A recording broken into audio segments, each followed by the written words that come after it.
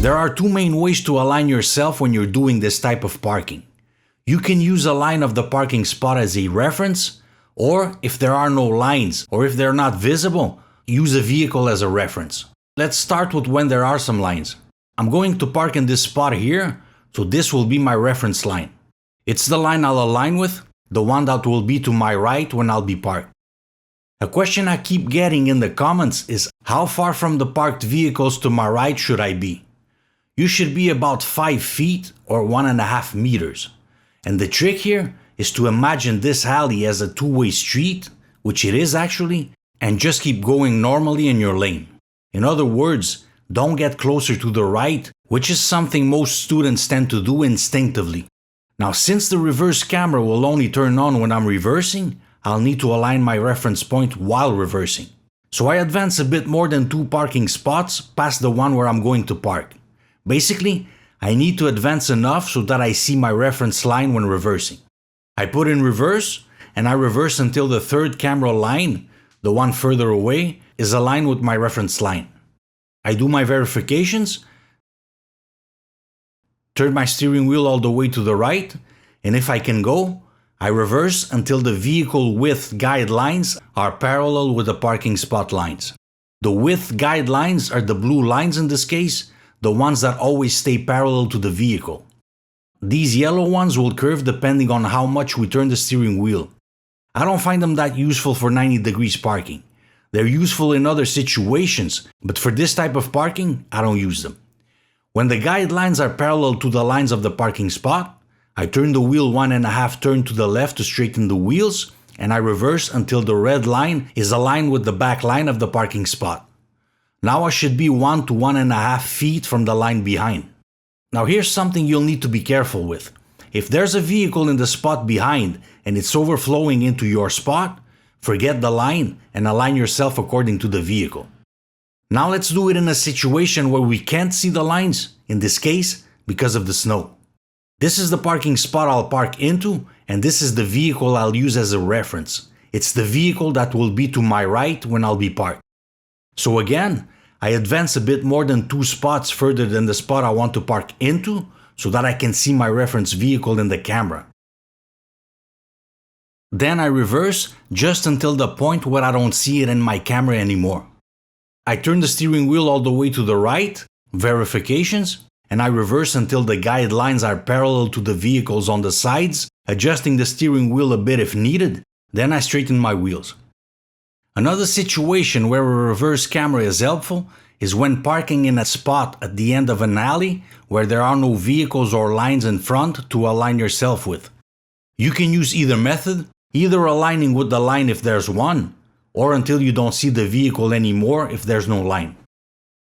Now, the most important thing when you're parking at 90 degrees is not necessarily to be well centered between the lines, it's to be well centered between the vehicles.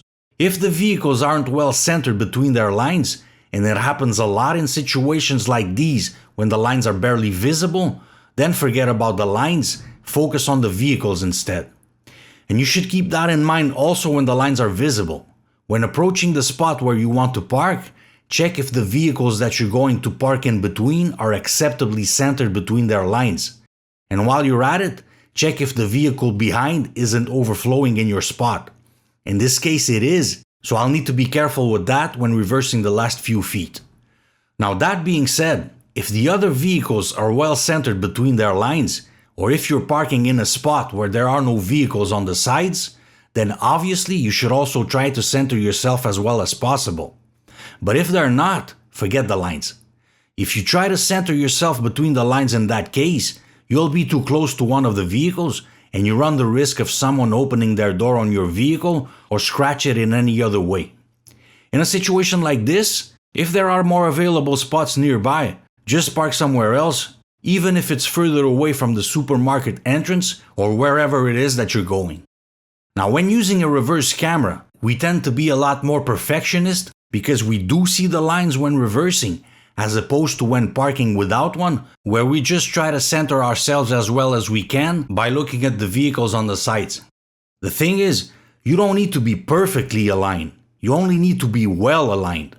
Then if you need to correct yourself, You can do it after you've reversed almost all the way, or you can do it while reversing, whatever you're most comfortable with. I'll do a video on how to correct yourself with a reverse camera. In the meantime, you can watch my video on correcting yourself the good old-fashioned way. The link will be in the video description. Now, when you're reversing and you're in a diagonal position, judging your distance from the obstacle behind with the reverse camera can be hard depending on the angle of your vehicle and the obstacle behind. In that case, I recommend you do your verifications the traditional way instead of relying on the camera, which is something that you should always do anyway, even if you have a reverse camera. A mix of traditional verifications and camera. In this case, if you don't know if you're too close, just advance and correct yourself. Now, like with every other parking method where we use reference points, those reference points will vary a bit depending on various factors, like the size of the vehicle, the distance between the camera lines in this case, the width of the parking spots, and so on. So you might have to align a bit before the line or after. Practice a bit and find the reference point that works for you. Same thing when you align until you don't see the other vehicle in your camera anymore. You might need to still see just a bit of the vehicle or reverse a bit past the point where you don't see the vehicle anymore.